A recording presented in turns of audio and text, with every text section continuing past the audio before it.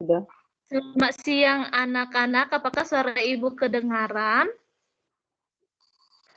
Siang, Bu. Selamat siang, Bu. Kedengaran, Bu, suaranya, Bu. Oh, oke. Apakah semuanya sudah hadir di sini, di meeting? Saya lihat sudah, Bu. Oke, sebelum kita ke topik pembelajaran kita, Ibu mau mengingatkan kepada anak-anak Ibu ini semangat untuk pembelajaran hari ini.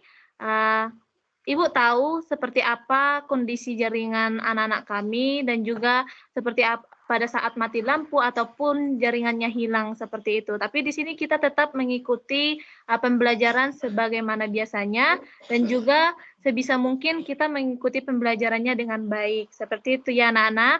Nah, oke. Nah, di sini topik yang akan Ibu bawakan yaitu tentang gerak lurus. Tentang gerak lurus. Nah, nanti di sini akan Ibu jelasin seperti apa itu gerak lurus dan juga jenis-jenis gerak lurusnya, contohnya seperti apa, kayak gitu. Oke, selanjutnya Ibu akan tunjuk siapa yang pimpin kita dalam doa. Dina Putri bisa pimpin kita dalam doa. Baik, Bu. Ibu dan teman-teman, mari kita bersatu dalam doa. Terima kasih Bapa, terima kasih Yesus, terima kasih Roh Kudus untuk berkat-Mu yang Kau berikan pada kami, hingga kami bisa kembali ke dalam kelas ini untuk belajar. Kiranya Tuhan berkati Ibu Guru dan juga kami Tuhan, kesiapan hati kami untuk mau belajar. Terima kasih Bapa, dalam nama-Mu kami berdoa. Amin. Amin. Oke, terima kasih ya Dina Putri sudah pimpin kita dalam doa. Oke, kita akan mereview pelajaran kita. Nah, di sini karena bab pertama itu tentang gerak. Nah, Ibu mau tanya sama Arman, apa yang Arman ketahui tentang gerak? Yang saya ketahui, Bu, ada perubahan. Kalau kita bergerak berarti kita berubah. Oke, sangat bagus ya Arman. Aku juga mau pendapat dari Bastian. Menurut Bastian, gerak itu seperti apa, Bas? Kalau menurut saya ada perpindahan gitu, Bu. Jadi misalnya dari titik awal, ketika ada gerak, maka bisa berpindah gitu, Bu. Oke, terima kasih ya. Kedua pendapat ini sangat benar. Jadi gerak itu suatu perpindahan. Nah, perpindahan itu dari posisi titik A ke titik B, dari posisi yang satu ke posisi yang lainnya kayak gitu. Nah, itu adalah gerak. Jadi gerak ini juga bisa sangat penting dalam kehidupan kita sehari-hari dan juga pada saat kita melakukan kegiatan kita kayak gitu. Tanpa gerak kita tidak bisa melakukan apapun kayak gitu. Nah, karena ada gerak, kita bisa melakukan setiap kegiatan kita seperti itu. Nah, di sini Ibu juga akan mengaitkan seperti apa gerak itu sama keteraturan Allah. Nah, Allah menciptakan keteraturan dengan sebaik mungkin kayak gitu kan. Dengan sebaik mungkin di mana Tuhan itu menciptakan segala sesuatunya itu dengan teratur, dan di sini gerak itu juga nyata di dalam diri kita kayak gitu, di dalam keseharian kita seperti itu. Nah, di sini sangat-sangat benar-benar kita bersyukur buat setiap penyertaan Allah di dalam hidup kita. Nah, itu. Nah, kita akan lanjutkan. Nah, di sini deskripsi singkat tentang materi kita hari ini. Kita akan membahas dua, yaitu sesi sinkronus dan sesi asinkronus. Nah, di sesi sinkronus ini kita akan mempelajari apa itu gerak lurus, apa itu jenis gerak lurus, dan juga nanti contoh-contohnya kayak gitu. Oke, baru sesi asinkronus itu nanti anak-anak menonton video pembelajaran yang sudah Ibu kasih di Microsoft Teams, baru mengerjakan soal latihan mandiri, dan juga diskusi di dalam kelompok tentang percobaan gerak lurus beraturan, seperti itu. Oke, kita lanjut. Nah, ini instruksi kelas. Nah, seperti biasa instruksi kelas kita. Seperti biasanya. Nah, di sini Ibu hanya mau mengatakan apabila anak-anak kami yang bisa open kamera dibuka aja nggak apa-apa, tapi kalau kendala jaringan tidak apa-apa dinonaktifkan aja kameranya. Seperti itu ya. Baru selanjutnya ini tujuan pembelajaran yang Ibu buat. Nah, secara kognitifnya itu yang pertama, siswa mampu menjelaskan benda dikatakan bergerak berdasarkan penjelasan guru dengan jelas. Yang kedua, mampu membedakan gerak lurus beraturan dan gerak lurus berubah beraturan berdasarkan video pembelajaran. Yang ketiga, siswa mampu menentukan kecepatan dan percepatan dari rumus gerak lurus berdasarkan soal latihan mandiri yang diberikan oleh guru dengan benar. Nah, yang keempat, siswa mampu menjelaskan hubungan antara jarak dengan waktu serta antara kecepatan dengan waktu berdasarkan video pembelajaran dan percobaan sederhana yang dilakukan di dalam kelompok. Nah, yang kelima, siswa mampu mempraktekkan gerak lurus beraturan berdasarkan percobaan sederhana yang dilakukan dengan tepat. Nah, secara afektifnya, Ibu ada 3 tujuan pembelajaran. Yang pertama, siswa mampu menunjukkan rasa syukur atas keteraturan dari konsep gerak sebagai wujud kedaulatan Allah yang Maha Esa, atas keteraturan berdasarkan sikap yang ditunjukkan di dalam kehidupan sehari-hari. Yang kedua, siswa dapat menunjukkan sikap bekerja sama dalam melakukan percobaan sederhana di dalam kelompok. Dan yang ketiga, siswa dapat menunjukkan sikap bertanggung jawab dalam mengerjakan soal latihan yang diberikan guru secara mandiri. Secara psikomotornya itu dengan mengikuti petunjuk yang tersedia dalam penuntun percobaan sederhana, siswa dapat mengkalibrasikan stiker timer dengan benar kayak gitu. Nah, apakah ada pertanyaan setelah penjelasan dari Ibu?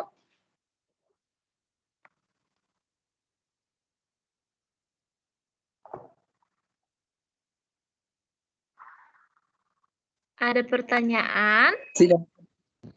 Belum ada, Bu. Oh, oke. Kalau belum ada pertanyaan, Ibu akan lanjut. Oke, kita masuk ke pembelajaran kita. Nah, Ibu ada 2 contoh. Yang pertama, Ibu mau dong satu anak Ibu Arman bisa buka kameraman. Halo Arman, suara Ibu kedengaran? Bisa, Bu. Oke. Arman bisa berjalan ke depan.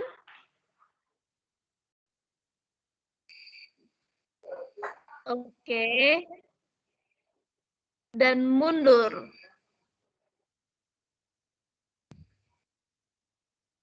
Oke. Oke, di situ contoh yang pertama. Dan contoh yang kedua ini, Ibu ada pulpen, jadi Ibu akan jatuhkan dari atas ke bawah. Seperti itu. Nah, itu merupakan contoh dari gerak lurus. Nah, contoh pertama itu dilakukan oleh manusia sendiri, sedangkan yang kedua itu kan dilakukan manusia, tetapi bendanya itu bendanya ya benda kayak gitu. Nah, di sini terjadi antara lintasan lurus. Nah, jadi gerak lurus itu adalah objek yang dimana lintasannya itu lintasan lurus kayak gitu. Contohnya itu ada yang kayak rel kereta api kayak gitu. Selain contoh yang Ibu sebut itu rel kereta api. Nah, itu lintasannya itu lintasan lurus. Nah, di dalam lintasan lurus ini yang melibatkannya itu seperti kecepatan, itu sangat berpengaruh. Kecepatan, jarak, perpindahan, kayak gitu. Itu sangat berpengaruh terhadap gerak lurus ini, kayak gitu ya. Oke, kita lanjut. Nah, Ibu ada pertanyaan, apa perbedaan dari kedua kata ini? Jarak vs perpindahan. Ada yang tahu?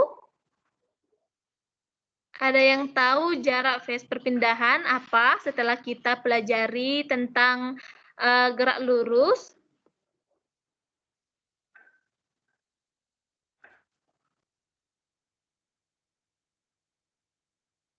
Saya ingin Halo, coba Lana. jawab, Bu. Oke, bisa. Kalau jarak itu total semua panjang lintasan yang kita tempuh. Tapi kalau perpindahan itu kayak perubahannya itu dari ujung A ke ujung tempat yang dituju gitu, Bu. Oke, sangat benar sekali ya. Jadi Ibu akan menjelaskan lagi. Itu sangat benar sekali. Nah, jadi jarak itu yaitu panjang atau jumlah titik A suatu tempat ke titik B kayak gitu. Jadi posisi misalnya Ibu buat contoh Bastian melintasi kota A ke kota B dan ke kota C. Jadi dari titik A ke B sama dengan B ke C itu merupakan jarak dari yang dilintasi oleh si Bastian. Sedangkan perpindahannya itu posisi antara kota A ke kota C kayak gitu. Nah, itu perpindahannya. Nah, Ibu akan bikin contohnya lagi ya. Nah, misalkan ini kota A, ini kota B, dan ini kota C. Bastian itu melewati kota B ke kota C. Nah, perpindahannya itu antara si kota A ke kota si ini, yang paling ujung ini, kayak gitu. Nah, garis lurus itu bisa disebut dengan garis miringnya itu adalah perpindahan, kayak gitu. Nah, itu perpindahan dari lintasannya si Bastian, kayak gitu. Nah, di sini Ibu juga sudah buat jarak dan perpindahan, contohnya itu kayak kota S menuju ke kota R, menuju ke kota T, kayak gitu, dengan jarak 8 meter dan juga 6 meter. Nah, berapa jarak antara kota S ke kota T? Nah, itu jumlah panjang dari si S sama T kayak gitu. Sedangkan yang perpindahannya itu antara si S dengan si T-nya kayak gitu. Bisa dikatakan itu adalah garis miring. Kalau di Pitagoras kayak gitu ya, anak-anak. Oke. Selanjutnya, Ibu akan, nah ini jenis-jenis gerak lurus. Ibu mau dong, Bastian, jenis-jenis gerak lurus ada berapa, Bastian? Menurut saya ada 2, Bu. Oke, terima kasih, Bastian. Arman, yang disebut oleh Ada Bastian 2, Bu. 2 itu apa saja? Menurut saya itu ada gerak lurus beraturan dan gerak lurus berubah beraturan, Bu. Oke, sangat benar ya. Nah, oke, yang dibilang Bastian itu sangat benar. Jadi jenis-jenis dari gerak lurus ini ada 2. Yang pertama itu gerak lurus beraturan GLB. Nah, apa itu gerak lurus beraturan GLB? Nah, gerak lurus beraturan GLB ini objek, yang dimana objeknya itu, nah ini, gerak lurus yaitu lintasan lurus yang memiliki kecepatan konstan atau tetap dan tidak memiliki percepatan. Artinya di sini adalah misalkan Arman melintasi kota A, kota B, kota C, kota D. Nah, nanti jarak dan juga waktunya itu akan sama. Misalnya, contoh Ibu buat, nah ini lintasan si Arman, kota A, kota B, kota C, kota D. Antara si kota A ke B, misalnya 2 sekon waktu, dan jaraknya itu 5 meter. Nah, dia akan B ke C itu akan sama, C ke D itu akan sama, kayak gitu. Nah, itu yang merupakan kecepatan yang konstan, kayak gitu. Kenapa tidak ada percepatannya? Karena di sini yang GLBB ini tidak dipengaruhi oleh percepatan. Dia itu garis lurus, maka percepatannya, perpindahan atau percepatannya tidak ada.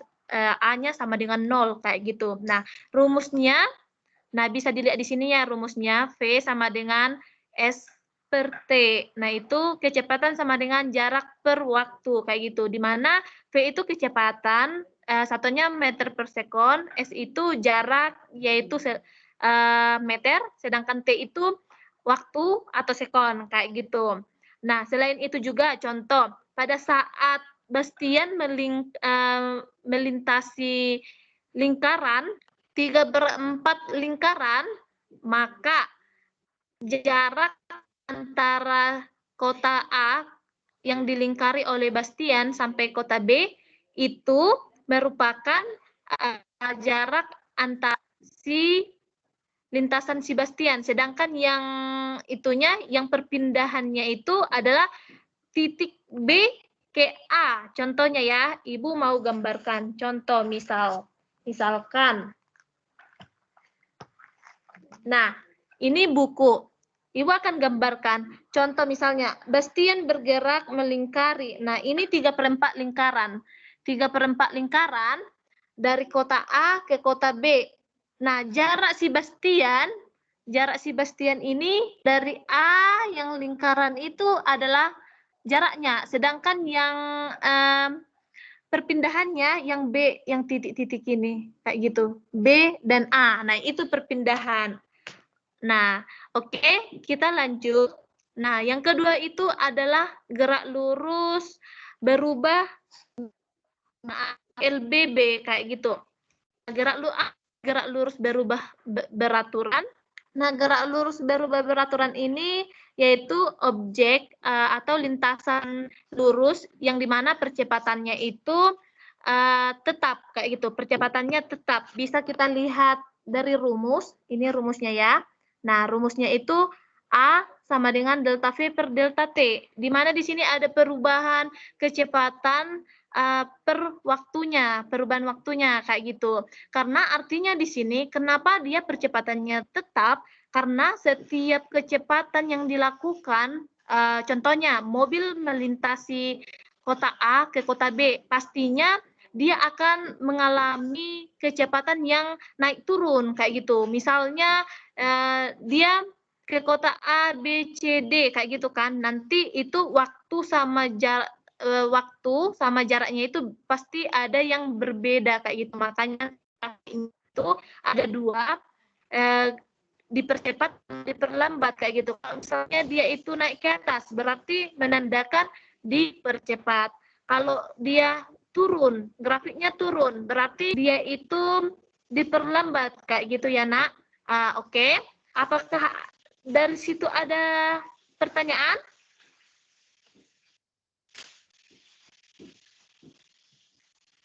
Halo? Ada, Bu. Enggak ada. Oke. Kalau tidak ada, kita lanjut. Nah, oke. Kegiatan kita sinkronus sudah selesai.